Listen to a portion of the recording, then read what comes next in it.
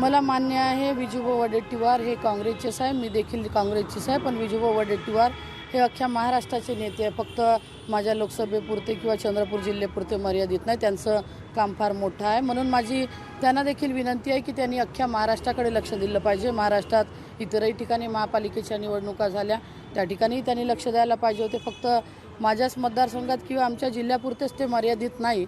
आणि माझं स्पष्ट आहे, मी स्पष्ट बोलणारी बाई आहे, मी कधी कोणाच्या मतदारसंघात ढवळाढवळ करत नाही, त्यांच्याही मतदारसंघात मी कधी साधा पाय देखील ठेवत नाही। म्हणून माझा मतदारसंघ आहे, मी निवडून आणलेले म्हणजे सगळ्या उमेदवारांना मी AB फॉर्म दिले, निवडून आणले, जवळपास महिनाभर मी त्या ठिकाणी मेहनत घेतली आणि वेळेवरती येऊन कोणी जर का अशा पद्धतीचं कृत्य करत असेल तर हे पक्षासाठी देखील हानिकारक आहे। म्हणजे आपलं असं थेट म्हणणं आहे की ढवळाढवळ होते तुमच्या ह्याच्यामध्ये? नक्कीच ढवळाढवळ होत आहे। 2019 पासून आपण पाहत असेल, माझे मिस्टर गेले, मिस्टरांच्या इलेक्शनच्या वेळेस देखील हाच प्रकार झाला, त्याच्यानंतर मी लोकसभा लढवली, लोकसभेच्या तिकिटाच्या वेळेस देखील हाच प्रकार झाला आणि आता देखील तेच होता। मी कधी कोणाच्या मतदारसंघात इंटरफेअर करत नाही। माझं स्पष्ट मत आहे की पक्षासाठी मी काम करत आहे, पक्ष वाढवासाठी मी काम करत आहे।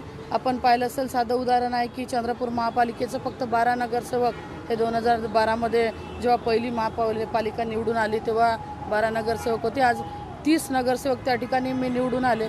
मग असं कोणी याचं आणि वेळेवरती येऊन जर का हे माझे ना ते माझे, शेवटी माझं म्हणणं एवढंच, जेव्हा पक्षाचं काम करत आहो, निवडून आलेले सगळे नगरसेवक हे आपले आहे, पक्षाचे आहे। महापौर हा झाला पाहिजे, हा मूळ उद्दिष्ट आपल्यासमोर असताना आपण आपल्याच लोकात असे भांडणं लावून देणं आणि आपले लोक असे उचलून घेऊन जाणं हा चुकीचा